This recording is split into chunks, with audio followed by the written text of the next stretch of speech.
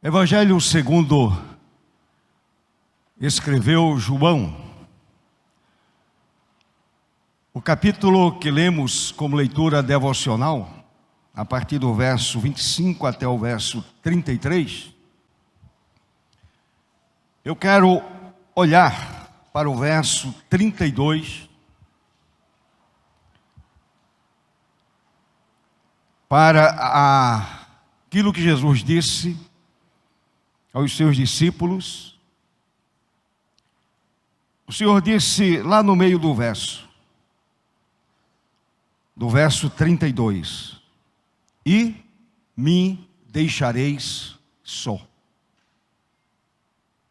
Guarde essa pequena frase no seu coração. E me deixareis só. Curve a sua cabeça, meu irmão, mais uma vez. Curve a sua cabeça, minha irmã. E peçamos ao Senhor a santa iluminação do Espírito, a fim de que possamos ministrar segundo a vontade do Senhor. Leve a sua mente obediente ou cativa à obediência de Cristo e receba nesta manhã a palavra do Senhor. Amado Deus, unicamente pelos méritos do teu amado Filho Jesus, usa-me e abre o entendimento do teu povo. O Senhor fale de maneira muito clara a vida de cada pessoa aqui presente. E na vida também daqueles que nos acompanham remotamente. O Senhor a todos abençoe. O Senhor a todos edifique. E aqui neste lugar, ó bendito Salvador, ilumina a nossa mente a fim de que possamos compreender a presente exortação do Senhor Jesus. Assim oro e agradeço pelos méritos de Cristo, nosso bendito e eterno Salvador. Amém. Louvado seja o nome do Senhor para sempre.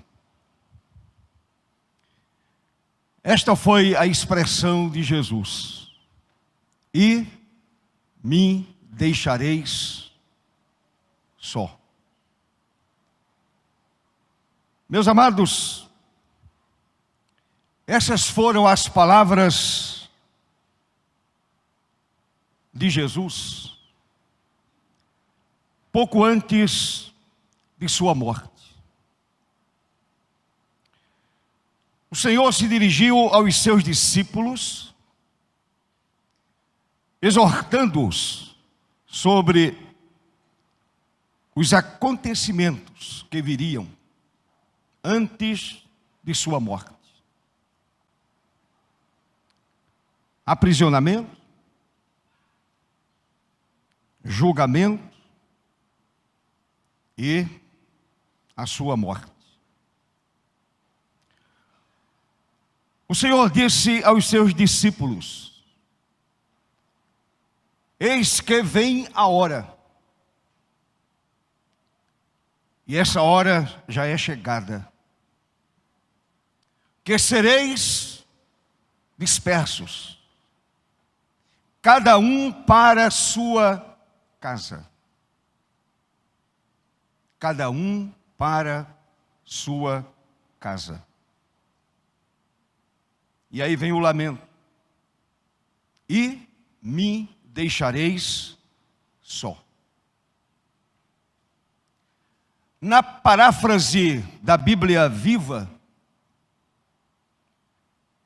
O presente versículo diz: mas chegará o tempo, e já é agora, em que vocês serão espalhados, cada um voltando para casa, cada um cuidando de sua própria vida, e me deixando sozinho. De repente vamos escutar o sempre falante Pedro dizendo: todos poderão te deixar, eu jamais farei isto. Todos. Os discípulos, os apóstolos, todos poderão te deixar, eu jamais. Todavia, meus amados, a Bíblia nos informa que o falante Pedro foi o primeiro a negar a Cristo. Aquele que dissera: jamais te deixarei, irei contigo até a morte, foi o primeiro a negar a Cristo.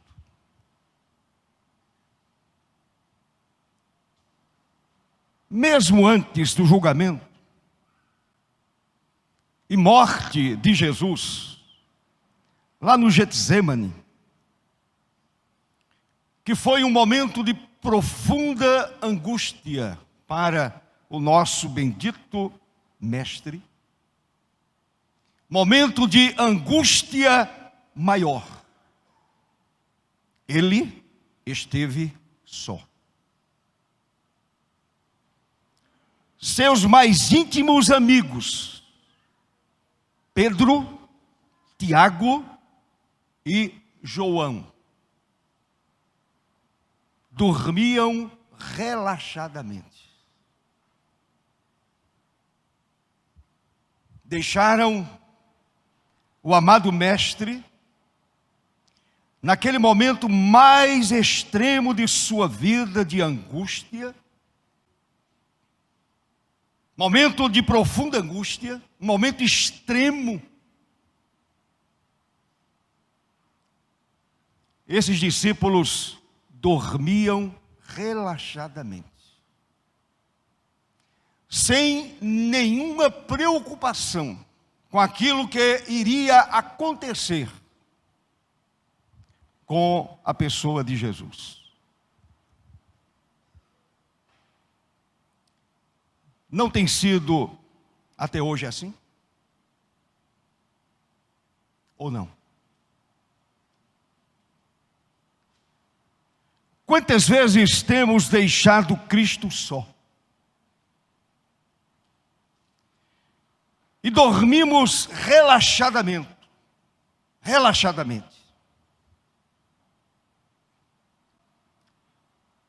Evidentemente, isto causa profunda tristeza ao Senhor.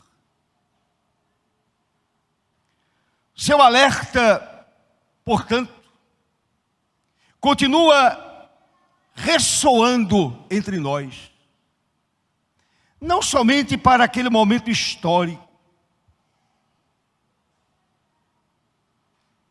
não foi uma exortação somente para aqueles momentos que antecediam seu aprisionamento, julgamento e morte.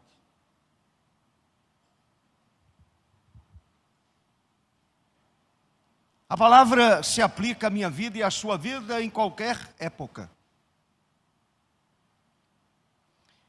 Em qualquer momento de nossa caminhada, de nossa história.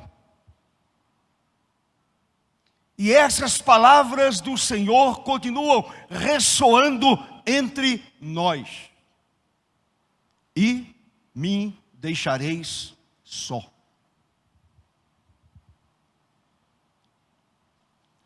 Porém, meus amados, infelizmente,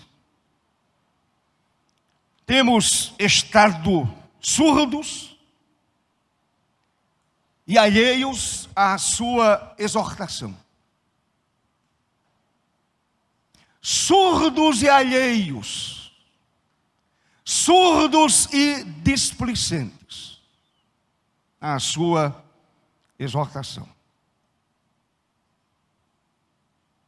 À maneira de Pedro, continuamos dizendo que todos poderão abandoná-lo. Nós, jamais.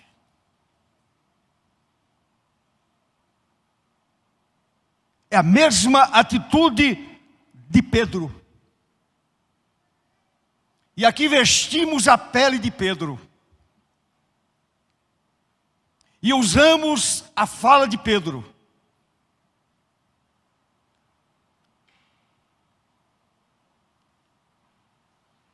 Meus irmãos, de que maneira podemos deixar Cristo só? De que maneira podemos deixar Cristo só?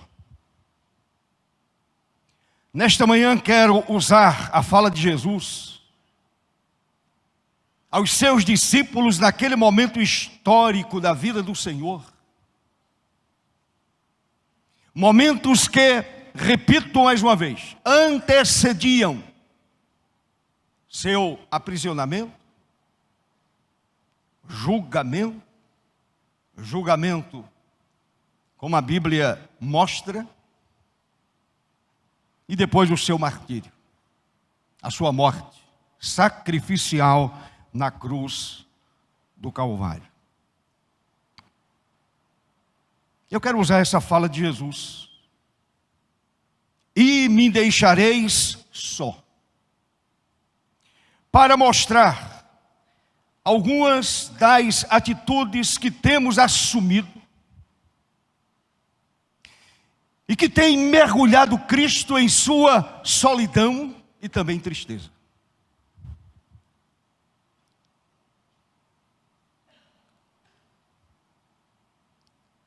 Ele é o Cristo entronizado na glória, é verdade.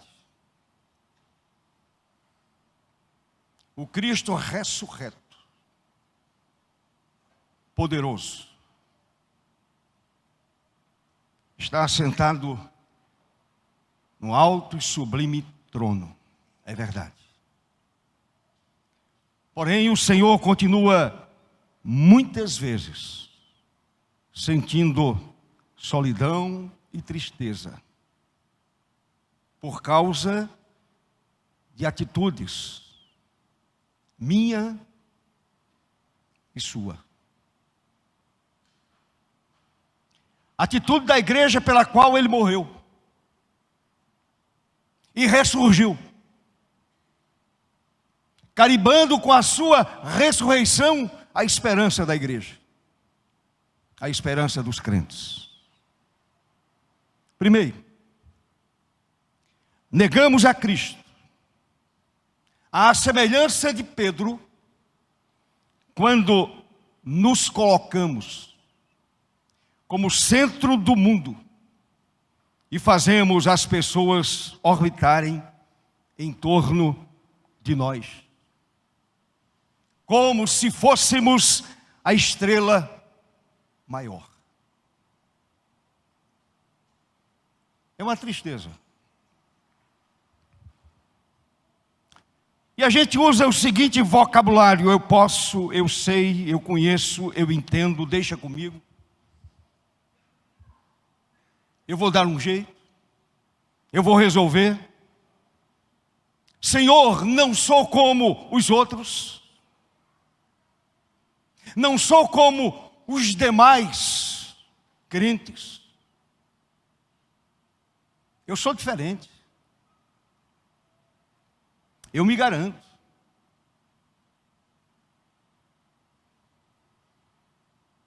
Portanto, deixa tudo comigo. Vou resolver tudo. Meus amados, são expressões do nosso vocabulário. Deixe-me dizer algo para você. Esse é o antivocabulário cristão.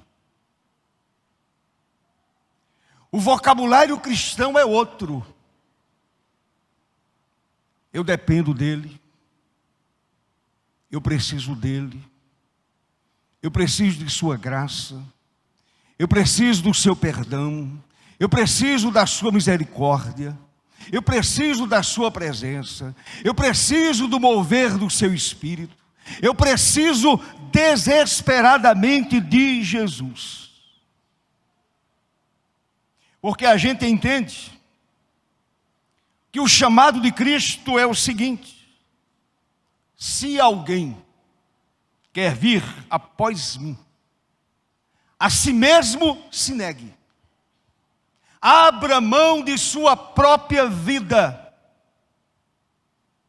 dos seus planos,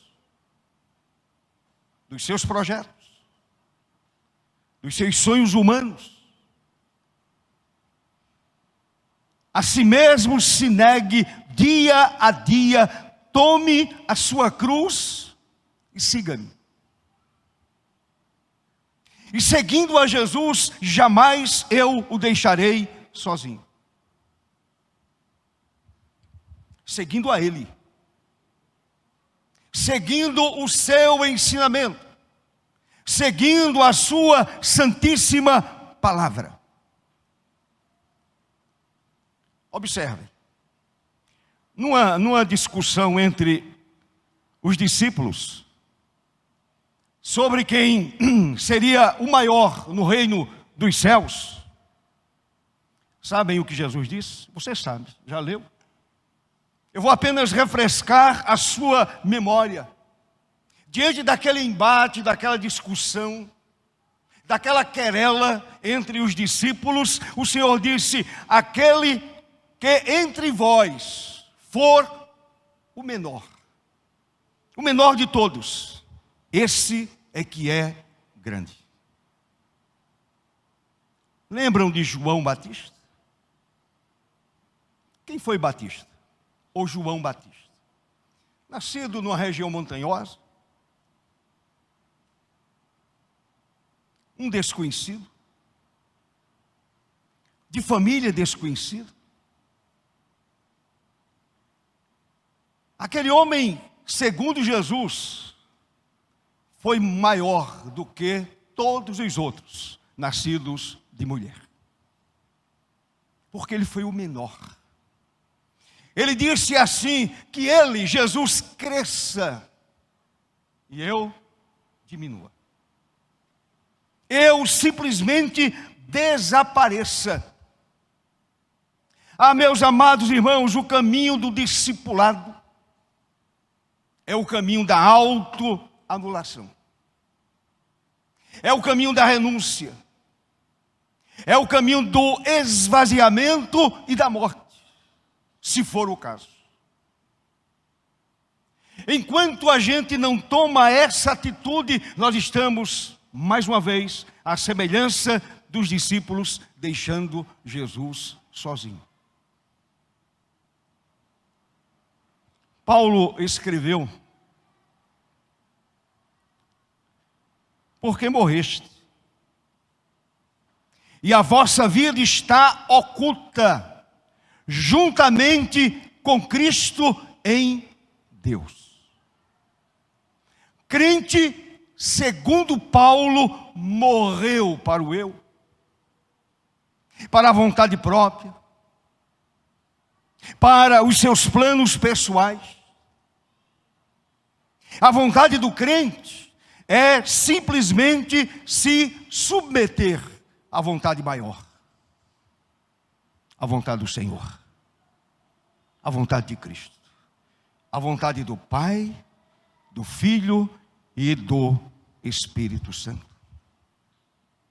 Meus amados, se não aceitarmos o reinado da vontade de Cristo Jesus em nossas vidas, Ele estará mais uma vez sozinho. Eu não posso de forma nenhuma aceitar esse senhorio, essa soberania, esse reinado apenas da boca para fora. Eu preciso fazer o meu eu. Matar a minha vontade. E me submeter à vontade do Senhor Jesus. Caso contrário, eu estarei deixando o Senhor mais uma vez sozinho. Como fizeram aqueles discípulos. Vocês me deixarão sozinho. Em segundo lugar, deixamos Cristo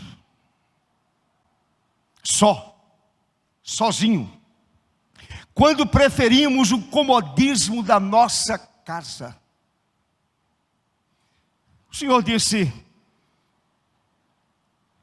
vai chegar o momento, e já chegou esse dia, já chegou essa hora. O momento é agora. Vocês me deixarão sozinho, voltando para casa, para a segurança da própria casa.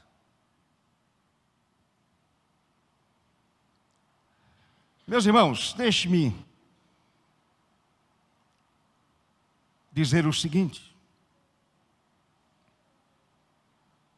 repetindo o que disse há pouco. Deixamos Cristo só, quando preferimos o comodismo da nossa casa a prestar-lhe a verdadeira adoração.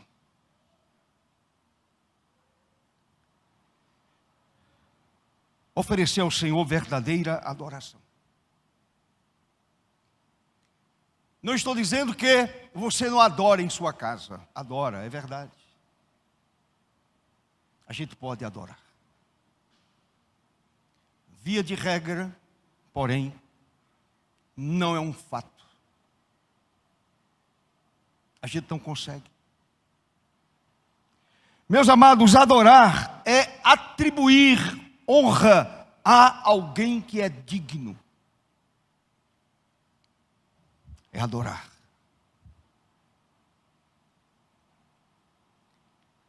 O dever supremo daqueles feitos à imagem de Deus é atribuir dignidade àquele em quem vivemos, nos movemos e temos a nossa existência. Palavras de Paulo lá em Atos capítulo 17. A adoração pessoal, em família, e especialmente quando reunidos, como uma igreja de Cristo, como povo de Deus, deveria ser. Para muitos não é. Para muitos é somente um ajuntamento e para outros é somente um auditório. E alguém está usando um palanque.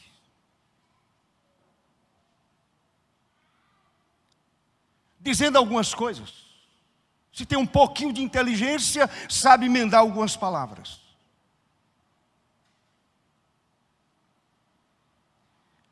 Deveria ser a experiência mais importante da nossa vida. A experiência mais singular da nossa vida. A experiência mais profunda da nossa vida quando nos juntamos para adorar. E nos juntamos para adorar no templo.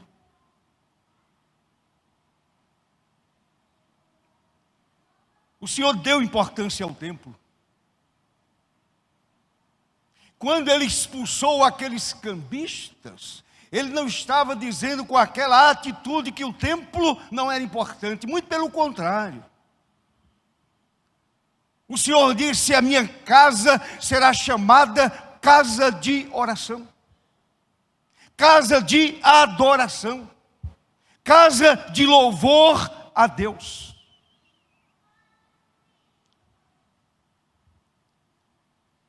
A adoração deveria ser, escute com atenção, deveria ser um antigozo de uma eternidade de adoração àquele que nos salvou e nos abençoou com imensuráveis bondades. Será que quando estou na presença de Deus, eu o adoro desta forma?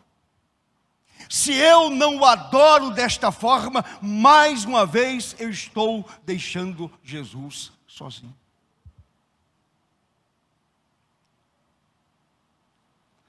Meus irmãos, a adoração corporativa a Deus, ao Deus eterno, deixe-me dizer isto a você, e guarde no seu coração. É a atividade mais importante da nossa semana. É exatamente este momento de culto coletivo, de adoração, de oferecimento desse serviço ao Senhor.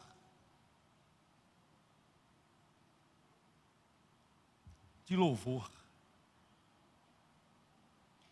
Eu não venho aqui para me deleitar apenas em ouvir um belo coral.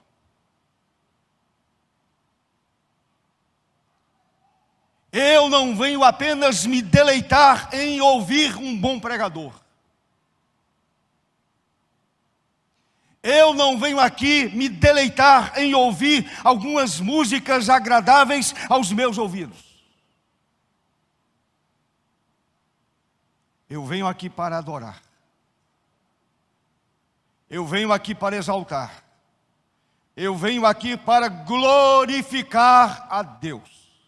Eu venho aqui para louvar aquele que é Rei dos reis e Senhor dos senhores. Eu venho aqui para servir com temor. Eu estava lendo exatamente isso no Salmo 2, verso 11. Com temor. E me alegrar no Senhor com tremor no meu coração. Eu venho aqui para exaltar o nome do Senhor nosso Deus.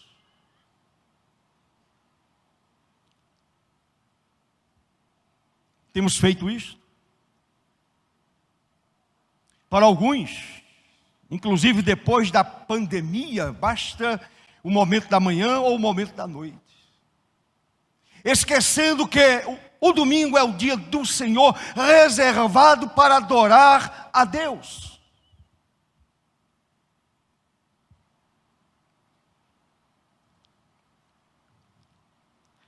Nós trocamos a adoração verdadeira pelo lazer, pela reunião com parentes, pelo futebol, ou mesmo pelo conforto da nossa casa. Com esta atitude, mais uma vez, estamos deixando Jesus sozinho. Eu vou cultuar via internet. Comendo uma pipoca, é o conforto de casa. Tomando um refrigerante. Levanta-se para fazer um sanduba, nada contra o sanduba, nada contra a pipoca. Mas aquele momento é momento de adoração. Como é que o Senhor está enxergando a sua adoração? Como está o Senhor enxergando o louvor que você afirma que oferece a Ele. Até no culto corporativo. A gente olha para um lado, conversa com aquele que está ao nosso lado, com aquele que está à nossa frente. A gente brinca com a criança que está à nossa frente. A gente faz bilu-bilu para a criancinha, esquecendo que nós estamos diante de Deus. Nós estamos adorando a Deus. Nós estamos louvando a Deus. Não é um compromisso da nossa agenda semanal. Apenas um compromisso. No domingo de manhã eu vou completar a agenda. Ou vou iniciar a minha semana com esta agenda, indo ao culto.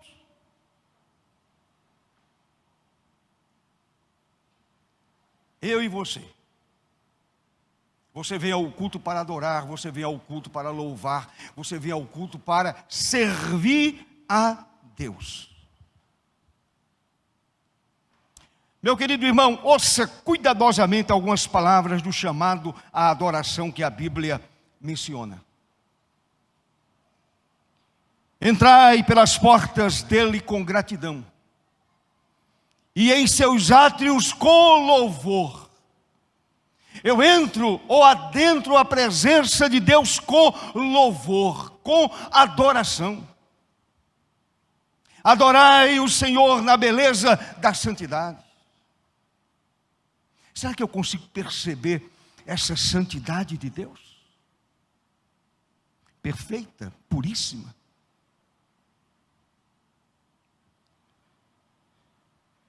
Adorai o Senhor na beleza da santidade. Cantai ao Senhor um cântico novo, porque Ele tem feito maravilhas. O novo cântico que o Santo Espírito pôs no meu coração e no seu coração, nos meus lábios e nos seus lábios. Vinde. Vinde. Não é fique. Vinde, adoremos e prostremo-nos, ajoelhemos diante do Senhor que nos criou. Exaltai o Senhor, nosso Deus, e adorai-o no seu monte santo, pois o Senhor, nosso Deus, é santo. Você não está adorando um Deus qualquer. Você não está adorando Buda. Você está adorando aquele que é o Criador de todas as coisas. E de uma forma misericordiosa, de uma forma tão misericordiosa, alcançou a sua vida, perdoou os seus pecados e deu a você a certeza de uma vida maravilhosa, uma vida eterna. E eu completo esse ponto dizendo: quando não prestamos verdadeira adoração ao Senhor, Ele, mais uma vez, fica sozinho. E me deixareis só. Quando eu não adoro, como a Bíblia ensina, eu estou deixando o Senhor, mais uma vez, sozinho. Finalizando, devo ainda acrescentar que, quando o Senhor disse aos seus discípulos: e me deixareis só, significou, de fato, uma repreensão. Ainda que expressa da maneira mais gentil e amável, que seria profunda e dolorosamente sentida posteriormente pelos discípulos. Basta a gente lembrar de Pedro.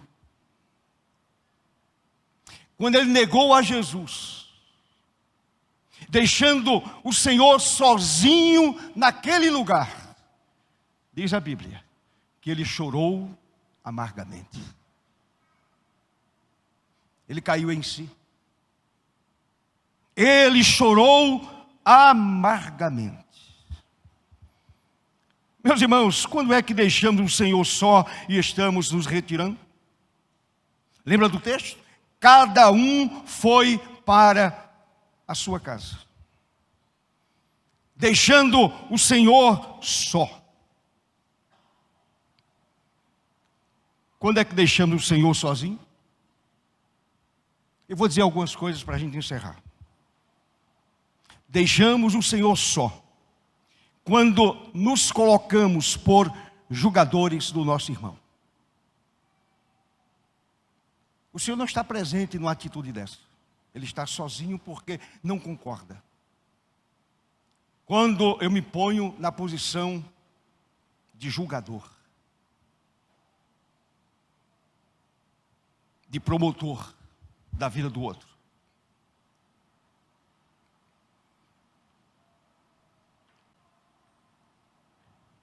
Jesus é deixado sozinho. Escute com atenção. Quando passamos pelo nosso semelhante, não o vemos como o nosso próximo. Como assim fizeram o sacerdote e o levita, na parábola do bom samaritano. Jesus sente solidão toda vez que não nos sensibilizamos com a fome, miséria, nudez e toda a espécie de injustiça que está à nossa volta.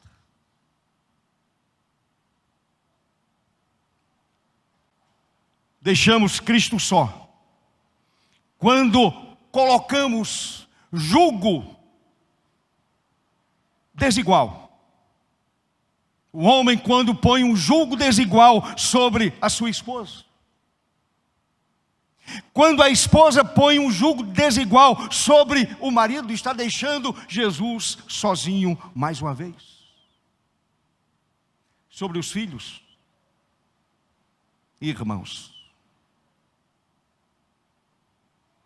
Mais ainda, Cristo fica solitário quando tratamos com desigualdade as pessoas por causa de sua cor, condição social, cultural e religiosa. Estamos deixando Jesus sozinho.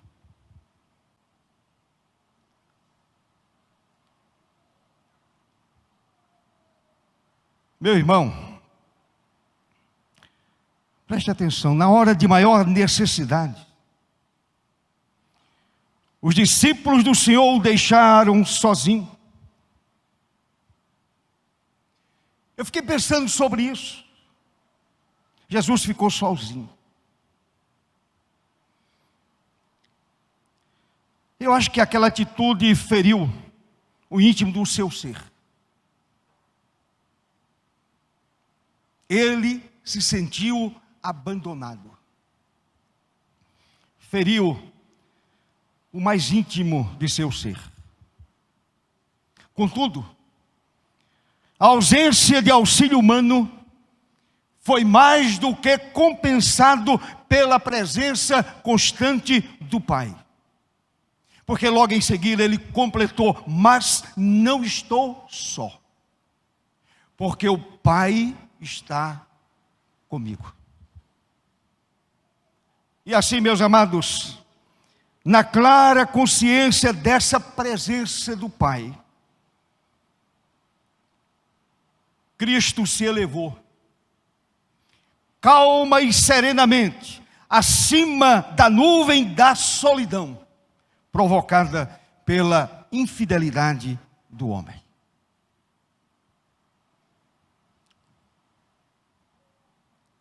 Você é amigo de Jesus?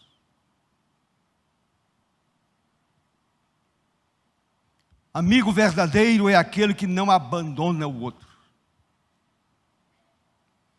Amigo verdadeiro é aquele que está sempre presente no momento da dor ou da alegria. Nunca se ausenta. está sempre com a mão amiga estendida.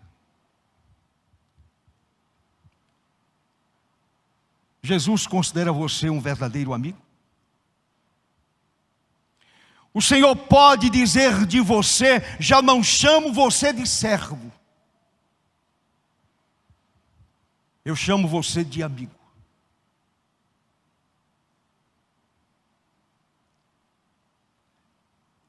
Eu estava lendo Daniel, e quando o anjo disse: Daniel, homem muito amado, será que Jesus pode dizer de mim: Célio, homem muito amado, meu amigo? Será que de fato eu sou o amigo de Jesus? Amigo não deixa o outro solitário, como fizeram os discípulos do Senhor.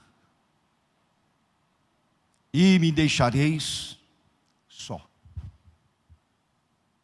Quem conhece esse amigo de Jesus jamais o abandona, jamais o deixa sozinho. Que o Santo Espírito, com sua graça e misericórdia,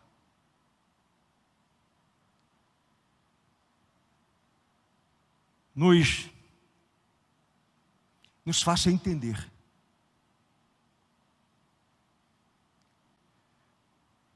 que o Santo Espírito mude a nossa maneira de enxergar a pessoa de Jesus, a nossa forma de enxergar o culto, a nossa maneira de louvar, a nossa maneira de olhar para o outro. Possamos imitar o nosso amigo Jesus. E a gente assentar no coração a seguinte atitude: eu quero viver dependendo do Senhor, da graça do Senhor, da misericórdia do Senhor, porque não quero cair na infidelidade e não quero deixar o Senhor sozinho por conta da minha apatia espiritual, por conta da minha frieza espiritual, por conta da minha falta de vigilância, por conta da falta de compromisso real com o Senhor Jesus. E me deixareis só. Espero que não aconteça com a sua vida, porque quando você caminha com o Senhor, Ele abençoa o seu pão e a sua água. Ele enche o seu coração de esperança. Ele cura a sua alma. Ele mata a sua sede espiritual. Ele enche a sua vida de bondade, de amor, de misericórdia. E você faz toda a diferença neste mundo caótico que jaz no maligno. Jamais deixe o Senhor sozinho. Vista a camisa do Evangelho. Revista-se de Jesus. E assim Ele abençoe a sua vida, abençoe a sua família, abençoe seu ministério, seja ele qual for, aqui ou fora, seja ele qual for. Deus abençoe a sua vida, e onde você estiver, você seja de fato uma pessoa comprometida com Jesus, com o seu Evangelho, com a graça e com o Espírito Santo e com o Pai, aquele que não deixou Jesus sozinho. Assim nos abençoe o Senhor. Amém, irmãos?